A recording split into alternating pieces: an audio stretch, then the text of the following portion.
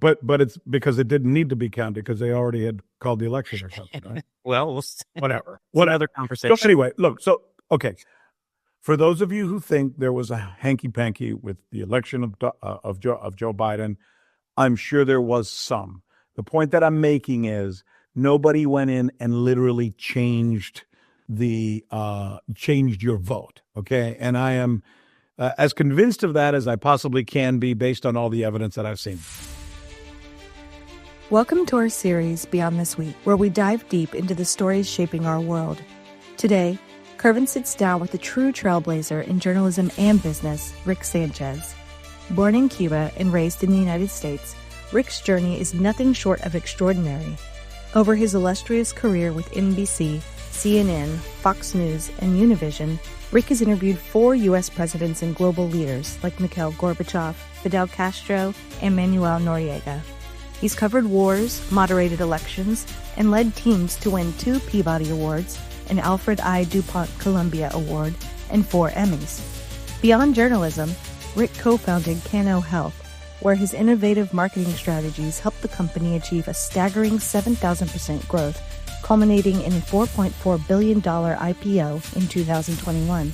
Now, Rick continues to tackle global issues through his work with his podcast, Journalistically Speaking with Rick Sanchez. In this episode, Kervin and Rick engage in a lively and thought-provoking conversation. They agree on some points, disagree on others, and dive into topics that spark healthy debate. While time constraints didn't allow for every back and forth to be fully explored, this discussion underscores the importance of open dialogue. In a world where shutting down voices we disagree with has become all too common, conversations like this remind us that progress comes from listening, debating, and finding common ground, even when we don't see eye to eye. So, without further ado, let's jump into this fascinating conversation with Rick Sanchez. Welcome, Rick Sanchez, to the podcast. Rick, how you doing? Fantastic. Thanks, Carl. I appreciate you having me on, man. Oh, thank you for agreeing to come on here. My wife always says this tiny little independent geopolitical podcast, someone of your stature would even be interested to come on means a lot.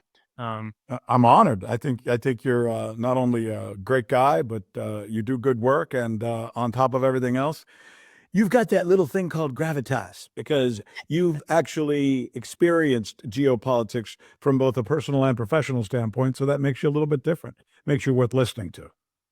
And I think the same thing about you, because you lived it in the media for so long, and you tackled all these issues. You interviewed Gorbachev. I mean, who can say that? And we have these conversations about who can we speak to and who should we platform. There was a time where you can't talk to Gorbachev. He's a communist. Why are you going to go talk to him? And you did. And there is always good that comes out of these conversations, as long as you don't let that person control the narrative. I interviewed Noriega. I interviewed Fidel Castro. I interviewed Gorbachev. I also interviewed Reagan, and I interviewed Obama, and I interviewed Carter, and I interviewed Clinton. Actually, I fought with Clinton, like 2 angry guys going after each other. Practically had to separate us on that one. But yeah, to your point, there was a time in America where we talked to everyone. We talked to the people we liked, and we talked to the people we didn't like. And we looked for common ground. We argued, but at least we tried to understand other people's point of view. I remember growing up. I'm older than you, so maybe you don't. But there was a guy on named Phil Donahue who used to do shows who would literally interview Brezhnev. He would have him on in New York. When Brezhnev would go to the United Nations, he'd say, "Come on my show." Brezhnev would sit there and take questions from all these women that he had on his show. It was like Oprah before Oprah bastardized that format and turned it into, who you sleeping with and, all that other stuff. He actually had, Phil Donahue did a very intelligent show where he would bring intelligent subjects to the average American, and I really respected him for it. But to my point, Phil Donahue used to interview Brezhnev. Ted Koppel, once a week, would have a Russian correspondent on his show, and they would debate and talk. And this is when we really hated the Soviet Union, Ted Koppel would have Iranian reporters on during the Iranian hostage situation. So my point is, there was a time in America where we spoke with the other side. We understood complex issues. We tried to tackle geopolitics. And there was still corruption, and there was still a lot of, kind of big state issues, for lack of, a better term for it, perhaps. But what saddens me is that we're now living during a time where none of this happens. We are simply told China is sneaky, Russia are bullies, Iranians are all terrorists, Venezuelans are all communists, and you as Americans are not allowed to even know what they're talking about or know who they are. And if you in the media do a story about those people or even interview those people, how dare you? You are now un-American, and we're going to cancel you. That's fucking crazy. It's crazy that we're living through this era right now. And I think podcasting is kind of changing that. Thank God. But we're also seeing, I don't know if you know Lex Friedman, he's a podcaster. And he just did an interview with Zelensky. Now that's a guy that your day-to-day American would say, well, we support that guy. You should interview that guy. And he went out and he interviewed Zelensky and got a bunch of crap for it because he didn't toe the Ukrainian line. He had questions. He had legitimate concerns about what's going on in Ukraine. And this is a guy that has said that Putin, is an evil person, and he would still interview Putin, but to ask him tough questions about his quote unquote special military operation that we're. Let me make a point to what you just said. Last week, Putin held one of his famous news conferences. I don't know, this guy's nuts. He has news conferences all the time, and he has them, and he invites the entire world. He had 500 people trying to get his attention by holding up signs. Among the people at that news conference challenging Putin, asking him really aggressive questions, was the BBC and NBC. Now, nobody is more pro State Department, pro whatever the hell the U.S. wants to feed us this week, whether it's Vietnam, Syria, Libya, Afghanistan, Iraq, whatever, than NBC. And nobody carries that torch higher than Rachel Maddow, but whatever.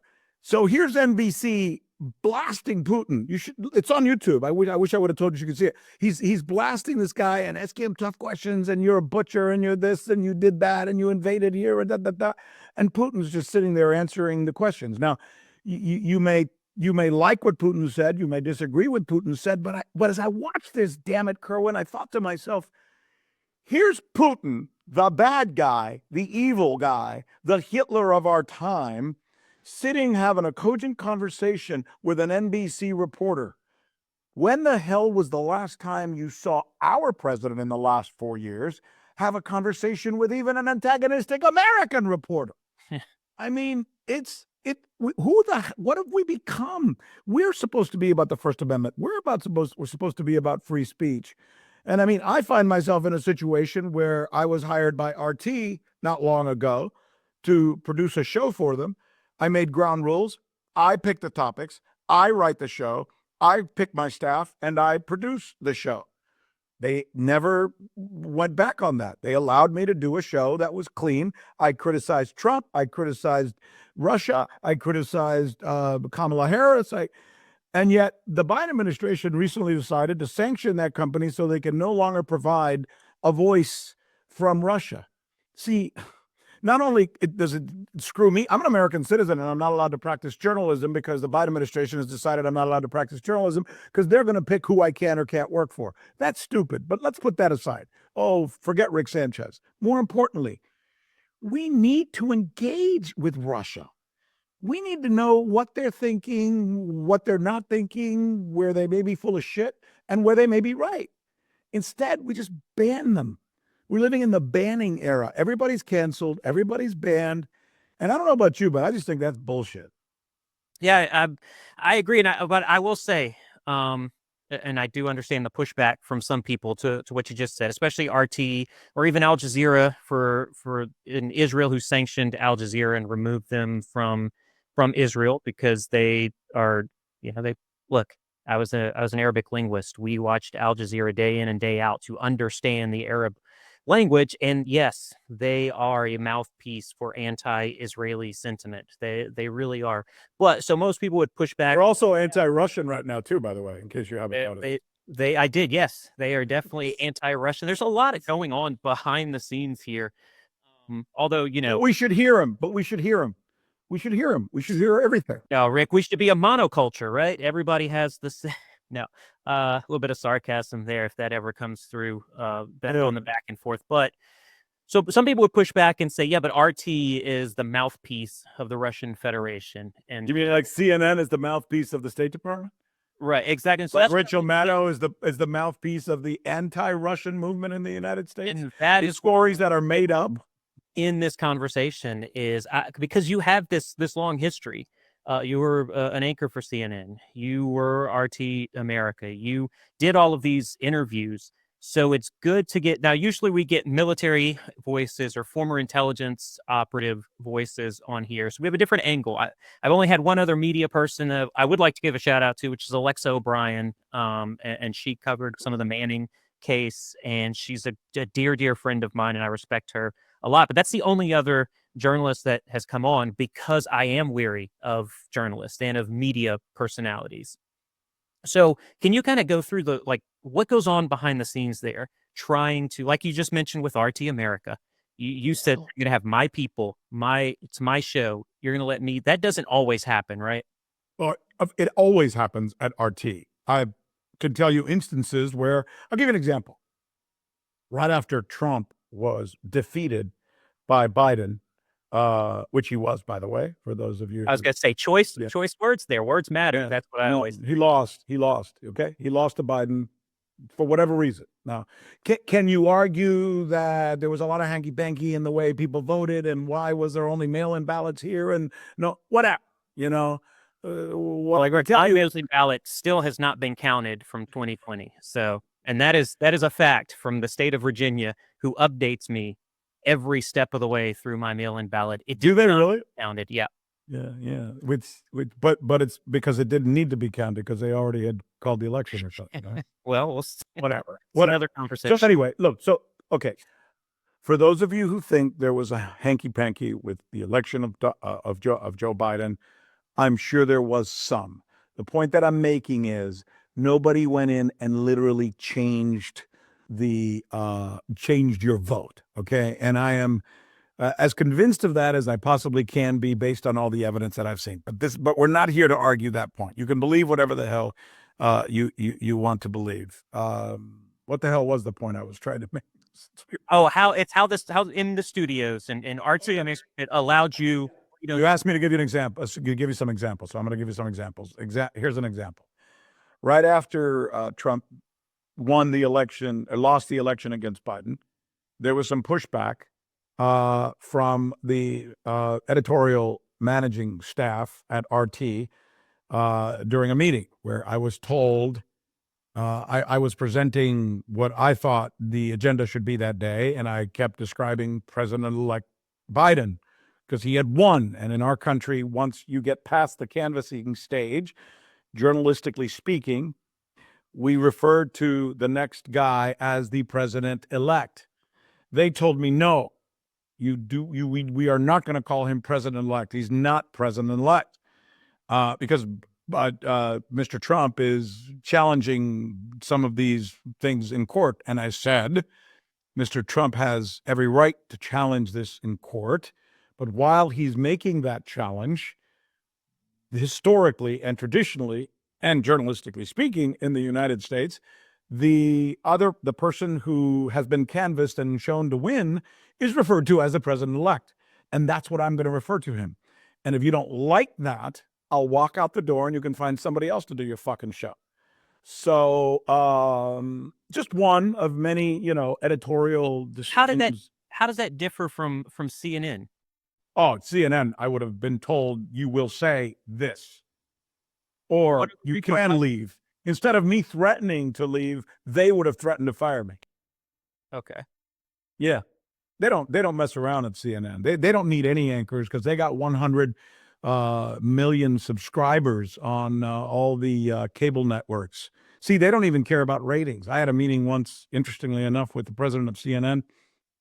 who told me, I said, my ratings now are better than Anderson Cooper's, better than Larry King's. And, as you said yourself, because he had told me, he said, your non-white ratings are the highest we've had in the history of the network. I said, yeah, that's great. And then he went on to say, but we don't care about ratings. We really don't, because we don't need ratings. We don't make money from ratings. We make money from subs. They make money from subscriptions. So in other words, but this is changing because of what you and I are doing with alternative media. But 10 years ago or so, when I was there, it really was true that cable networks were unstoppable, and they derive their power and their money from the fact that anybody in America who wants to watch TV on cable, whether they use Comcast or whatever the hell they use, DirecTV or whatever, automatically gets CNN. You get cable, you have to get CNN, and so they put into the price. So into the price, you can't have cable without having CNN.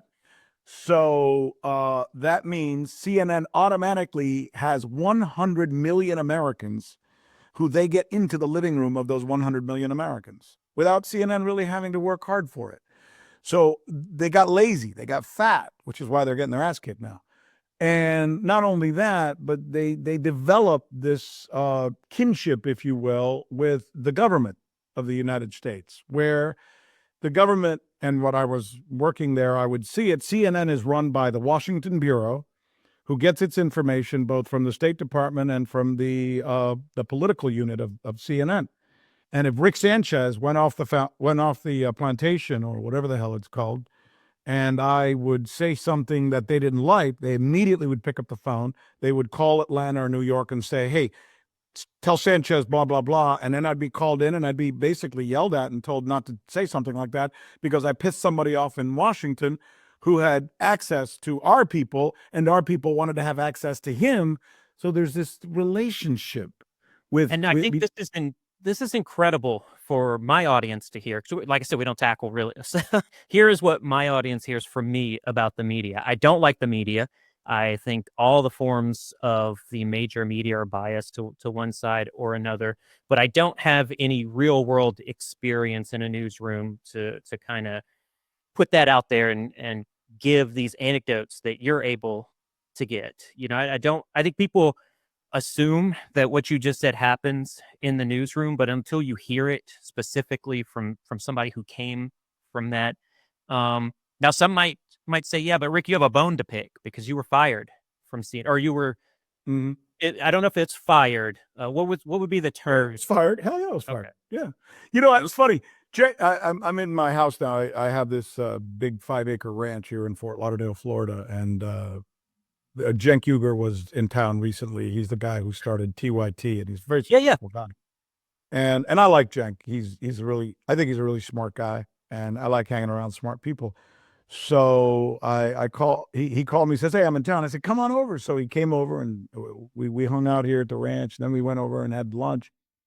And he said something to me that stayed with me and has to this day. This is only 3 weeks ago, but I told my wife, I said, Cenk said something interesting. He said, Rick, I followed your career when you were at CNN, obviously. I watched, and so did we all, but I started noticing that you were doing something, and I turned to my colleagues at the time, said Cenk, and I said, he will eventually be fired. And they said, why? And it's because of what he's doing right now. And I said, what did you mean? He said, you started doing the following.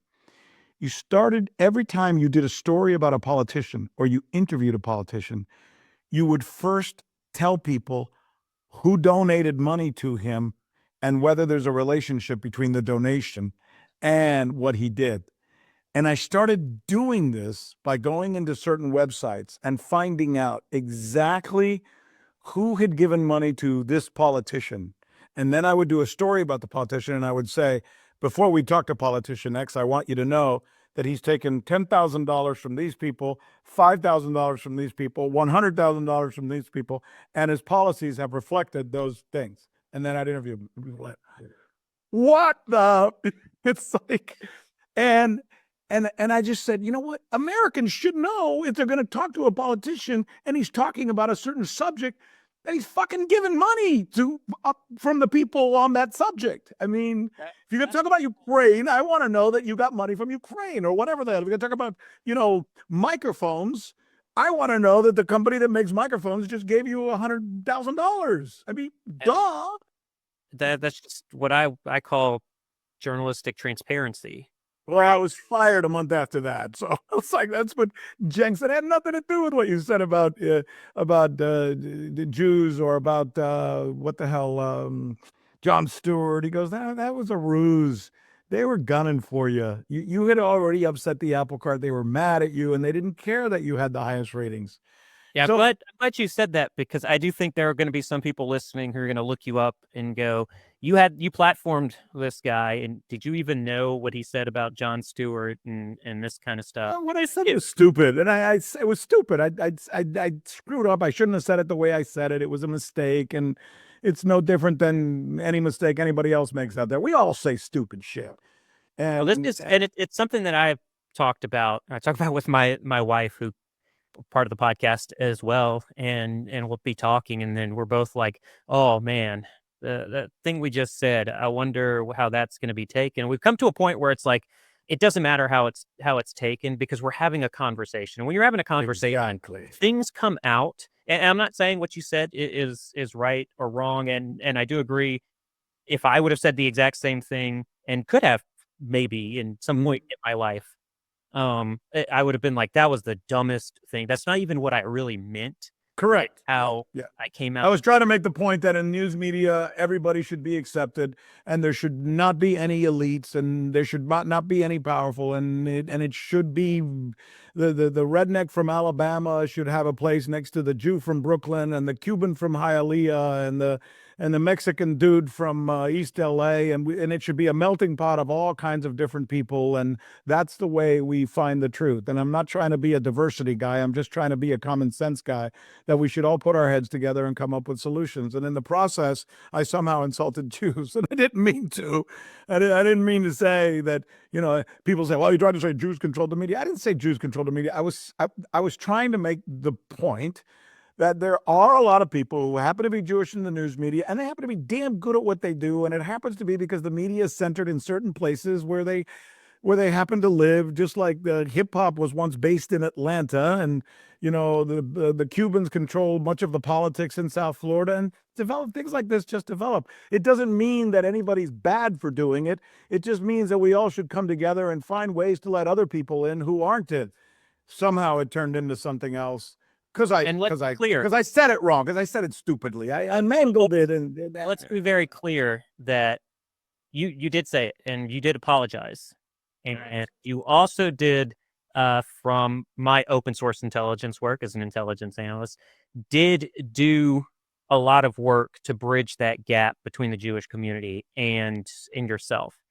That's and synagogues all over the country. Yep, there were rabbis I was coming out in support of you. Keynote speaker at the what's the Anti-Defamation League, asked me to be its keynote speaker, and I went and gave a speech that helped me in many, many, many ways, because of the friendships and the associations that I have to this day because of that. Spent 2 weeks in Israel, touring the country, meeting with the Knesset, getting to better understand why it is that people who are Jewish Americans have a particular sensibility, if not sensitivity, to certain words that many of us don't know about. We all have sensitivities, and we should have the right to make the mistake where I accidentally insult you without knowing I insulted you, and then you tell me I insulted you, and then I apologize to you, and then we move on. And that's the way it should be. The problem today is that we do not give people grace. And I'm not saying anybody could think about you what they want. I haven't met you personally. I've listened to your podcast, and I know a little bit about you, but I respect you a lot. I will say that. But we've got to give people grace. And it's a problem that we're having, where when you say something or do something that is either you did it on purpose and said something hateful towards somebody, but then changed and said, oh man, look, I'm really sorry for doing that. I'm not that person anymore. Or if you did it unknowingly and unintentionally, we're not giving people the time and space to say, hey, look, I am legitimately sorry about that. And I really ask that you forgive me. And so people double down. Now, you did not double down on that in 2010. You went out and you was like, bridge that gap. Right. Sounds wrong.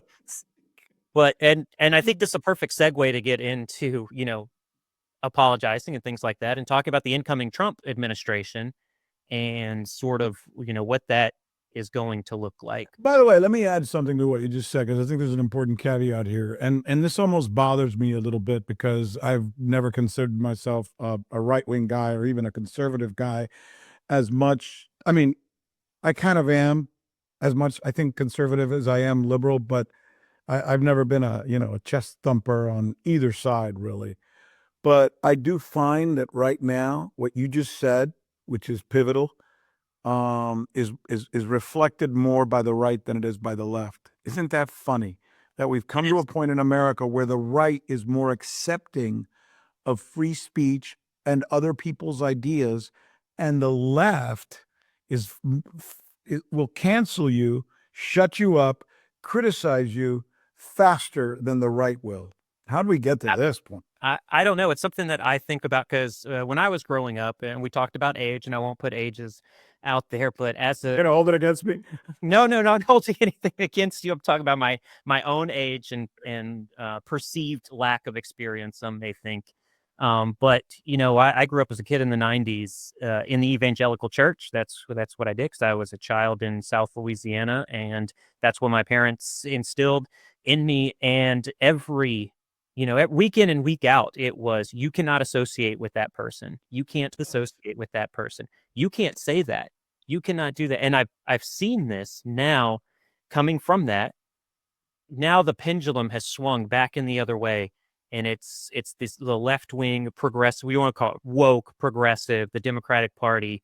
This is not a conversation about politics or anything like that. It's about, as an intelligence analyst, identifying patterns. And the pattern I'm seeing is a new religion that's forming in the form of some of these policies that if you speak out against them or if you say the wrong thing, you are excommunicated, to use a Catholic Church term, and removed from here without the ability to come back unless you get the proper training and you have the proper, you say the right thing to say how sorry you are, and you associate with the right people and disassociate with all the people you had in the past. So to me, And that's the problem with the media. Going back to what we originally started talking about, what you just described is the way news anchors are picked right now in America.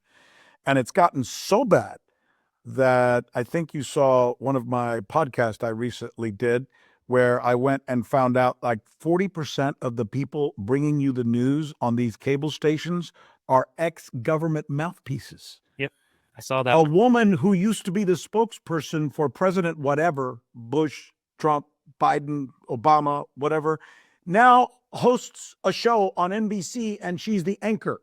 So she went from being the person who brings you the government's bullshit to now giving you the news, which means the news is the government's bullshit. It's like, Absolutely. how did this happen? It used to be that we didn't allow, when I was growing up in this business, Kerwin, if a salesperson came into the newsroom, we would expect the news director to punch his lights out. Get the hell out of here. You don't belong here. If a politician came in and started telling us what to do, get the hell out of here. Our job is to dislike you, is to criticize you, is to oppose you, is to find, it doesn't mean we're mean, but the true raison for a journalist is to be the check, the balance of that business person, that politician. Now it's like, are you kidding me? We work for That's that. why I liked you when you talked about, because I said RT, and RT is the mouthpiece of the Russian Federation, and you astutely said, well, CNN, what's that? The mouthpiece of the Biden administration. And I think we have these conversations of, oh, look, MSNBC is left-wing media, Fox News is right-wing media, and we're saying the wrong words. So which one is the mouthpiece of the current administration? And that is the problem that we're having in media. Just what you said, because you did it. Jen Psaki's going to MSNBC, I think, or maybe CNN, and then Kayleigh McElhaney is going to Fox News or whatever. So why? How do Why we it possibly isn't- allow that? How can we allow that? I mean, think about it. Rick Sanchez, University of Minnesota, 2 Peabodys, Emmys, worked at all the different networks, has filed reports of wars all over the world. No, we don't want you on the air. Hell no. We want the lady who used to work at the White House. We want the brother of the governor of New York, who, by the way, is a great guy. But it's like, yeah, he's perfect because he comes from a political family. We want Anderson Cooper because he's a Vanderbilt or whatever. Look at the people who are bringing us the fucking news. They're all government officials, sons and daughters of elitist millionaires, friends of movie stars, the daughter of President Bush. I mean, I could go on, man. This is And so, absolutely could your crazy. opinion be that it's because, and look, I do this in my own work as well. I consult with the Department of Defense still. Not a sponsor. The government is not a sponsor. I like to put that out. I've got a little patch that I put on. I'm not sponsored by the government, and I will speak out. But in every job, it's who can we control? Are you seeing that in the media, that it's like, okay, Oh. who's going to agree with us and be able to be controlled?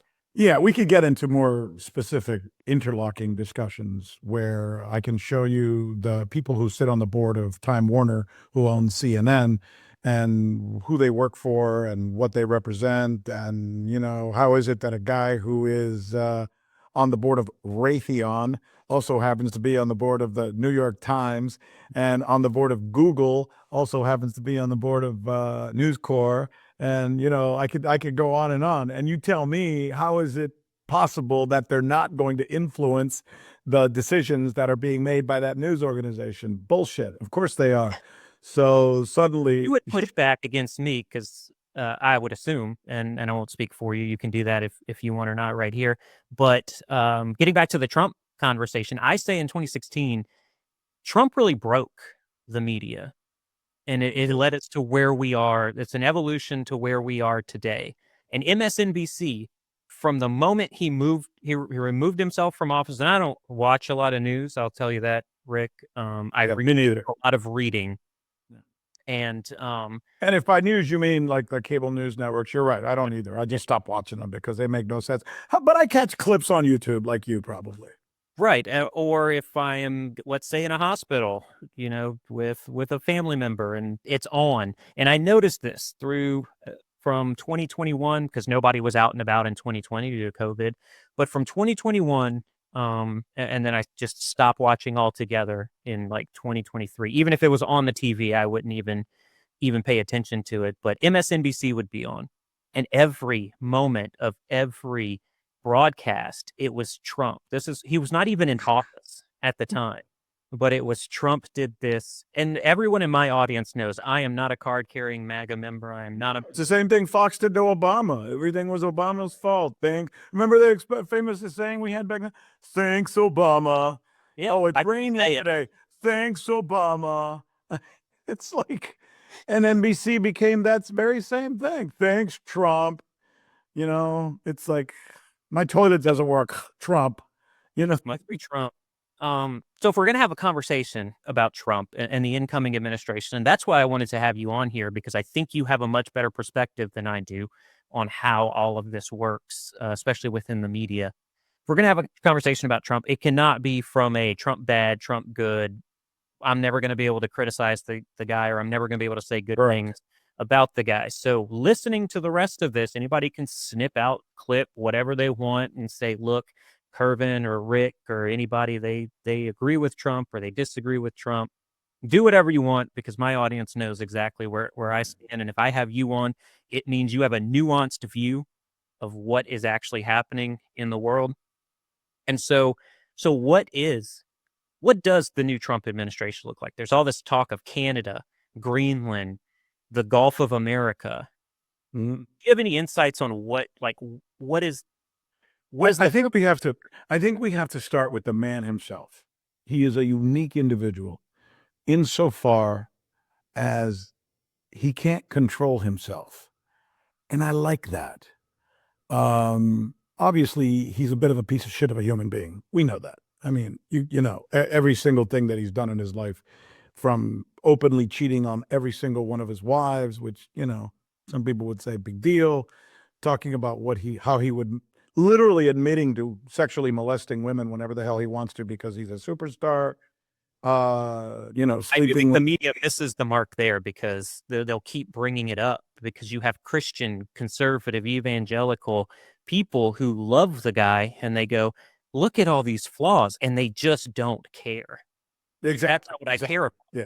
So that's why I'm saying that. I mean, let's stipulate, as if we would if I was a defense attorney and ask you as the prosecutor or vice versa, to stipulate on the fact that Trump's not a good person. Okay, he's in fact, you could even make an argument that he's a very bad person in many ways, moralistically speaking.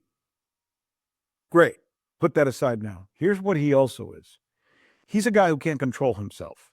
He can't control himself from even saying oftentimes what he thinks of things. And 50% of the time he's wrong, 50% of the time he's right.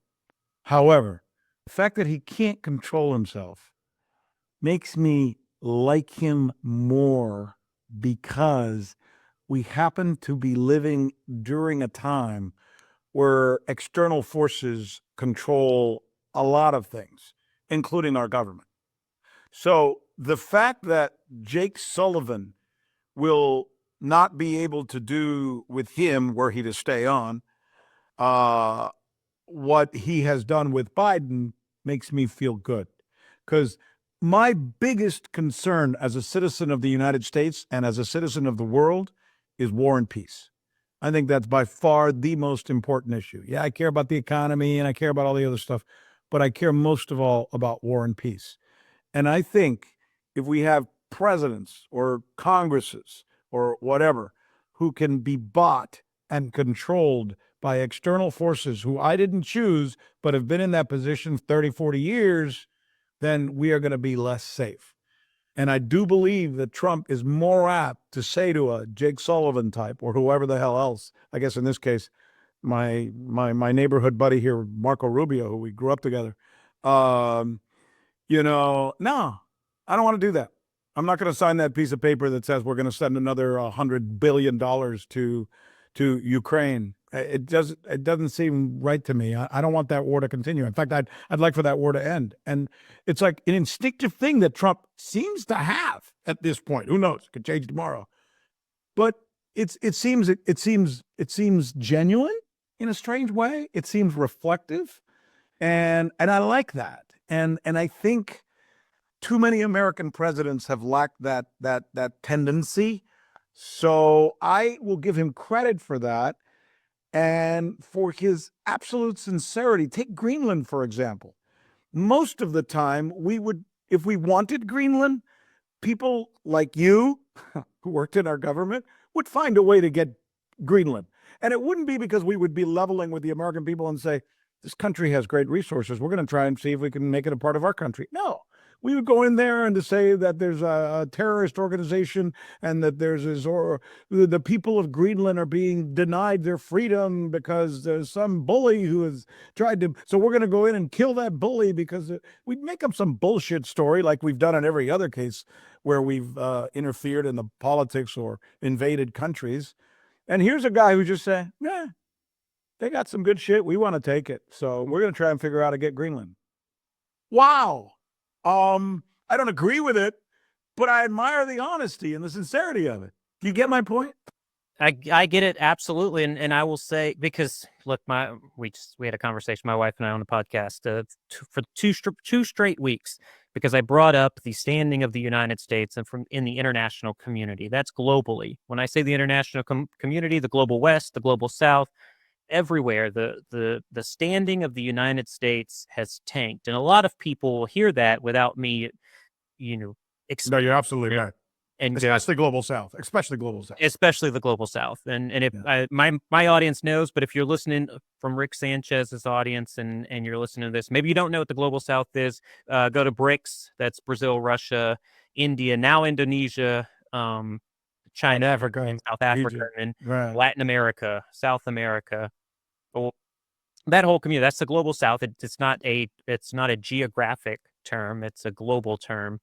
And we have definitely lost the standing, and people will see and they'll go, well, Kervin's talking about, when Trump came into office and everybody then hated the United States. And that's not true. And the way I know that is because I worked overseas during the Trump administration. And yes, sometimes it would go, I was in Kenya at the Intercontinental Hotel, not because I could afford it, but because that was within per diem. And I had to stay there for the night. And so I'm getting dinner handed to me by this young lady that's Kenyan, and I start talking because at first she's like, "Are you Canadian?" And then I start talking, and she goes, "Oh, Trump, you're from Trump." And so that was the first. I was like, "Oh, that's pretty interesting." Now I go to West Africa, and I'm working in West Africa, and everyone there is, "Hey, there's a white guy here in West Africa." Well, first of all, you stand out. That's not a race thing. That is a geographic thing. And they go, "Oh, American," and they wanted to be involved with me. Now you fast forward into the Biden administration, and I have no love lost for the Biden administration. And that administration absolutely decimated years of work that I personally put into that continent to give America a better standing on the global community. The things I did was to help that continent out and the people there, while also protecting the people of the United States. And it is in the toilet because of decisions that were made by the Biden administration to allow Russian propaganda, Chinese propaganda to infiltrate that and show those countries as more viable and better opportunities to secure their nations. That's a fact, and that pisses me off, Rick. Whether we like it or not, there's no question. People are waiting. Countries are like lining up to join BRICS. Pick me, pick me. I want to be a part of BRICS. I want to be a part. It seems like every time they have another BRICS conference, they announce another 17, 18, 19 countries who want to be a part of BRICS because they think it's the right direction and the right movement. And you're right. I don't see anybody else lining up to say, "Oh, I want to be with France. I want to be with Great Britain. I want to be with, the colonial powers." Sorry, and I'm taking no joy or glee in that it's changing. Like you, I'm just noticing the change and And saying, I'm worried about the change. "Yeah, me too." We have, and I can tell you, I give you a little bit of intelligence insight here. I'm sure you already know this, but I'll say it here. China is taking Taiwan by force. That's happening, and I know this for a fact because I am in briefings week in and week out about it from a military standpoint. How are we going to defend the Taiwanese? This isn't an administration thing. This is a military aspect for allies in the region. The first thing that is assumed that China will do is create a blockade. If that blockade goes into effect on the most traversed maritime passage in the world, the United States moves from the number one world power to the number 4. So let me ask you something. This is a great topic, and I'm glad I'm talking to you. And it's great that you have some expertise because I don't, other than just knowing the subject pretty well. The South China Sea, by the way, is named South China Sea, not South U.S. Sea. One has to give some measure of respect to China as a country, taking into account its history with Japan and Malaysia and the Philippines and Taiwan and everything else going on there, to make us want to have a conversation about what is its respectful place. And it seems to me sometimes when we have these military exercises and we're, doing this show of force in the South China Sea and off the coast of Taiwan, that we're kind of doing the same thing with them and possibly instigating aggression like we did with Russia by having military exercises off the Black Sea and threatening to put NATO in there and stuff. Are there things we can do to loosen this tension somehow? or are they the only ones who are wrong? It's an excellent question, and the answer, I'll answer the last part because that's the easiest to answer. It's that two things can be true at the same time, and everyone is wrong in this situation. Now, my problem with China is, and I get it, and it's the same conversation with NATO. You maybe correct me if I'm wrong because I'm a little younger. NATO's never attacked and invaded another country Yes, it has. The without Balkans. Yes, they did. Serbia. without Absolutely, any they did. attacks. Well, They did, absolutely. There was an internal thing going on between the Serbia and Montenegro, and NATO decided rather than solving it through diplomacy, we would just bomb the shit out of it and start killing people. They were the aggressor, 100%. And so, Talk to anybody from that part of the world, and they'll tell you what they think of NATO right. for what they did there. And that was Clinton's call, you know? And that's I knew the Balkan Wars and that because I get in these same conversations with people who talk about, they'll tell me, well, Clinton never started a conflict, and that's the one I bring up. Yeah, he Yeah, he did. went in. And I'm not saying Milosevic was an angel by any stretch of the imagination. I'm not saying Saddam Hussein was an angel, but just because someone's not an angel doesn't mean you have to start bombing and killing all those people. Exactly. And so my point on that one is that with China, and you brought up South China Sea, right? South China Sea is what it's called. That is universally, globally known. What's not globally agreed to are China's -9 and -10 now lines within the Maritime Sea.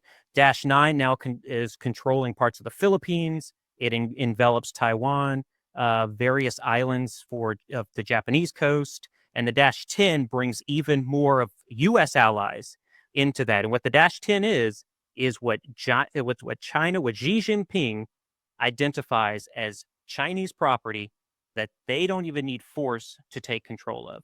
It is Well, that's what they've done. They're sneaky as hell in the way. Here I'm using the term now. By creating these Spratly Islands where they literally have taken shoals, and for those of you who don't live near water, a shoal is an island that's not really an island. It's just very shallow. And all you got to do is pump a bunch of sand and cement on top of it, and voila, now you have an island, and then you call it your territory, even though it used to be the ocean. So what China's done, for those of you who don't understand, is they've gone all over the South China Sea and strategically, or using really good strategery, as our old ex-president would say, and they've created fake islands, therefore expanding their territory. And rightly so, the other countries in the region, like Malaysia and the Philippines, are looking at that and say, whoa, whoa, whoa, whoa, whoa, that wasn't yours. That wasn't even an island. And they're like, well, it is now. And that's wrong. And the international community should come together as they are and saying, wait, you got to back off on these areas. But, and that goes back to what should the conversation be, and who are the people who should be in that conversation, and what are the pressure points that can be applied. Instead, I find it's all about, oh, we're going to war and we're sending in, we're going to start doing military exercises 5 miles away from this, and bombs are going to, it seems juvenile to me sometimes the way we do foreign affairs. Well, and I'm not an expert again, so I'm just reporting what I know. So, well, so my problem, I think, as somebody who went to war, right, and I'm not shy about my time in war and the mental, physical, emotional toll that it took against me, is that we've put in people to make policies for wartime efforts who have never stepped foot in a war zone. And what I mean by stepping foot in a war zone is not go do a photo shoot and give a thumbs up in Afghanistan or Iraq. That's not stepping foot. Stepping foot and putting yourself on the line day in and day out for months. I did, 18 months, 12 months, 6 months, 4 months at a time. These are continuous, constant deployments that they put myself and my brothers and sisters in uniform and civilians and contractors in harm's way for whatever reason. Whether you agree with the reason or not, that's a totally different conversation to have. But people who never had skin in the game made all of these decisions. And when generals come and go, look, I was a major and I felt the effects of war. I don't want to get into this. And you have congressmen going, I don't care what you're saying. we're doing it because I want to do it. Well, for whatever reason. I'm funded by Raytheon, khaki. Listen, Rick, I could go through the whole list because I've applied for all of those jobs, and I've been part of most of those, most of the military industrial complex. They have This group all funded through that. What you just said is captured with certain names, and I'm going to throw them at you, and hopefully you agree with me. Maybe you won't. John Bolton, Yep. Bill Kristol, Mhm. Kagan. These guys never stepped foot in a battlefield, never did anything having to do with war, and yet they, as part of the, what was the name of that organization for the New American Century? The People for a New American Century, the people who literally created the architecture for the Iraq War, were a bunch of politicians and businessmen and this is the story of mankind. I mean, it's not just us, but they got together and they said, we've got to take out Saddam Hussein. And these guys are all non-combatants, non-soldiers, have no military experience, but they decided for reasons of oil and money and power and whatever the hell it is that we would do it. And these same people now, and by the way, the decision was wrong. We have completely screwed up the Middle East in so many ways because of how badly we screwed up the invasion of Iraq.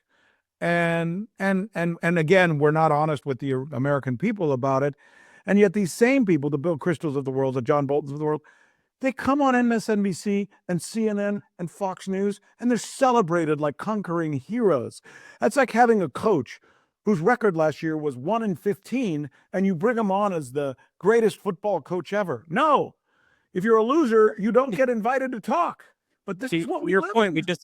We just had that in New Orleans. I'm from the New Orleans area, and we had our general manager in the middle of the season defend Dennis Allen, who was a perpetual loser, and say, well, Bill Belichick and Vince Lombardi, here were their records. And so to your point, yeah, it infuriated people. Now, I signed my paperwork October 16, 2001. I remember getting on a plane to leave basic training and watching the videos of the Iraqi people being gassed by Saddam Hussein. And our gas, by the way, our gas. We gave him the gas.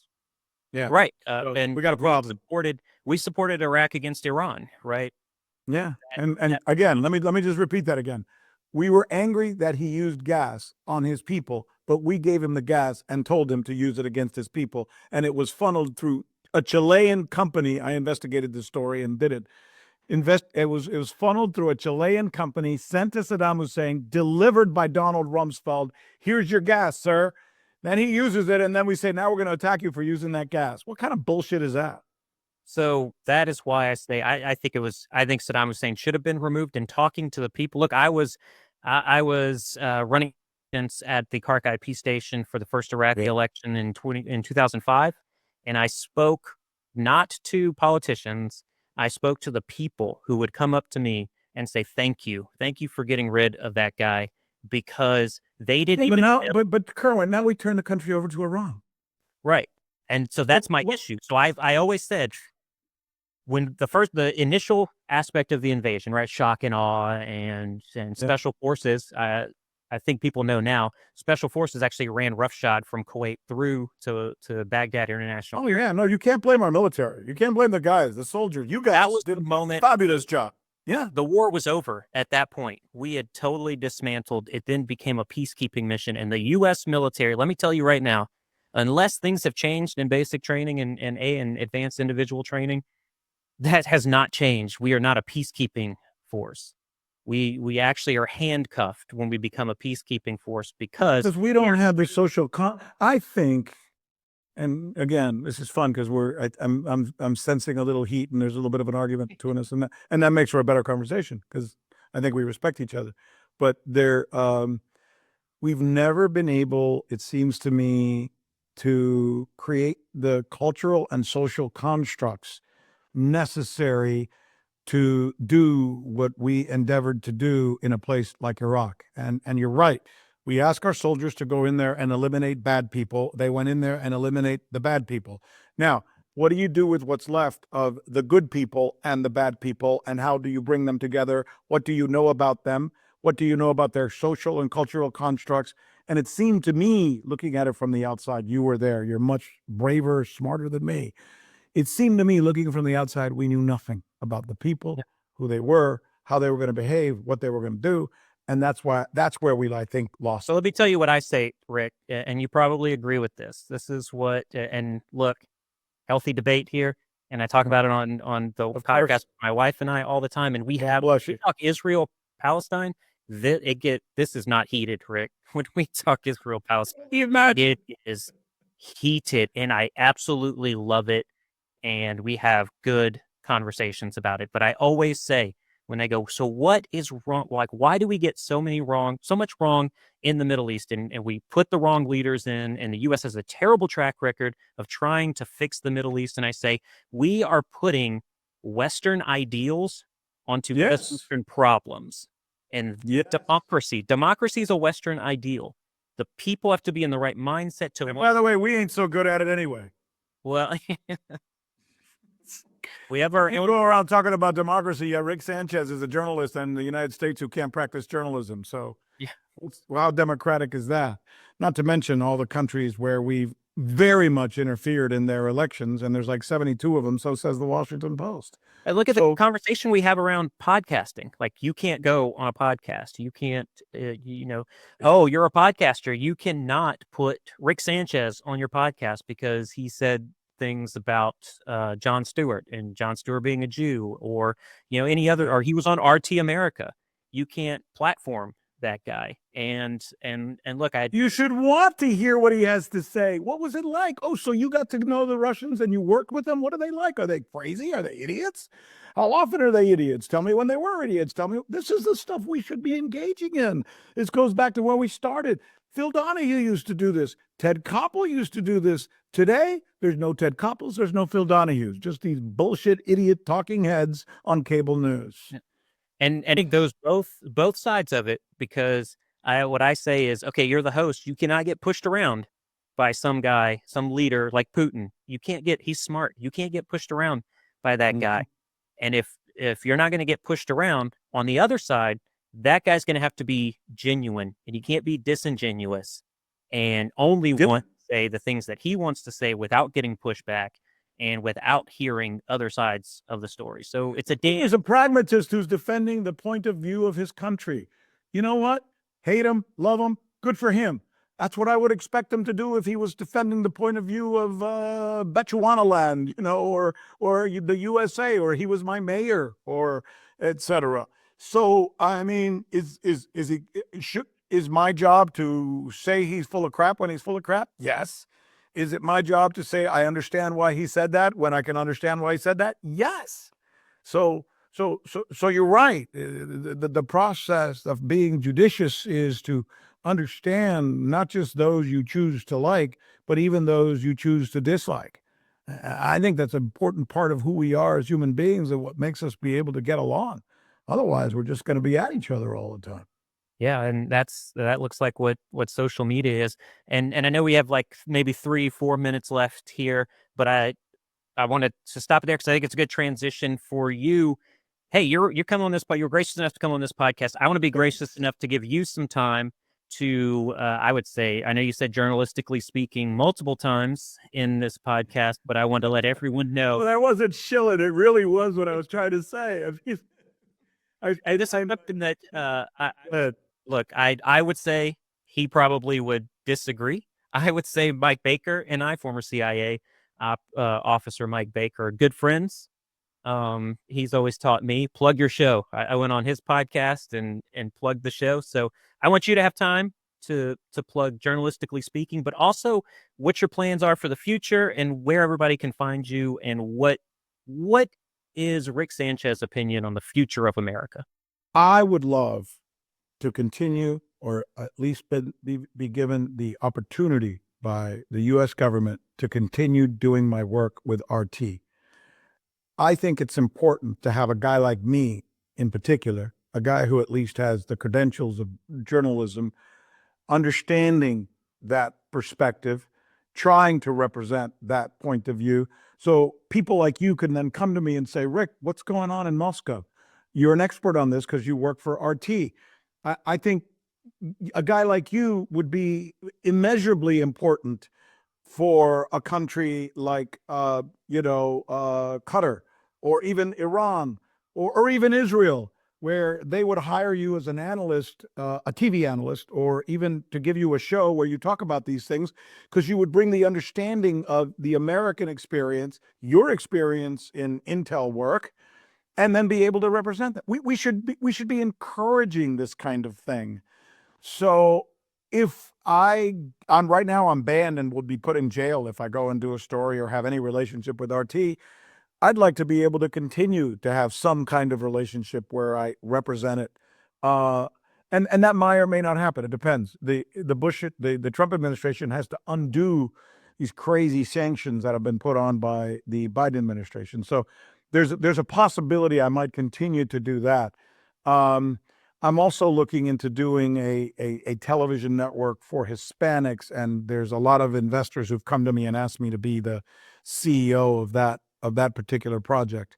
And in the meantime, I've created this podcast called Journalistically Speaking. If you haven't checked it out, look at it, because I think it's an opportunity for me to highlight myself as a differentiator, given what's going on in the journalism community right now, where most of the people, and I think we mentioned this throughout, literally are not like me. They're not journalists. They never went to journalism school. They never were trained as journalists. They've never covered a story. They've never done any news gathering. But they go on the air night in and night out, literally pretending to be a person who has done those things when they haven't. And it should bother you, because, it should bother you as much as finding out after you take your child or yourself to a hospital and you visit with a doctor and then you find out the guy wasn't a doctor. He was just somebody pretending to be a doctor. And you're going to feel like you've been had. And I think right now we're being had by those people. They're not pretending to be doctors, but they certainly are pretending to be journalists. And they're not on our side. My audience will understand that coming from the veteran community and stolen valor, and that's become a huge thing, and you'll probably see it on social media a lot. You have pretenders, like you're talking about, people who, maybe they did put the uniform on, but they did not do what they said that they did, and it's so that they could gain clout and they could get into these positions. And look, I was not a door kicker. I was an average weapons shooter, but I was an intel analyst and I stayed in the office. I was afforded some opportunities to go outside the wire and do certain things that endear me to certain aspects of the veteran community. But outside of that, we get the pretenders out. And in journalism, I'd say the exact same thing. And I hope that's the big takeaway here. Thank you, my friend. Thank you for having me on. Good luck. And listen, I'm here for you. Anything you need, just pick up the phone and call. Oh, Rick, thank you. I appreciate that so much. God bless. God bless.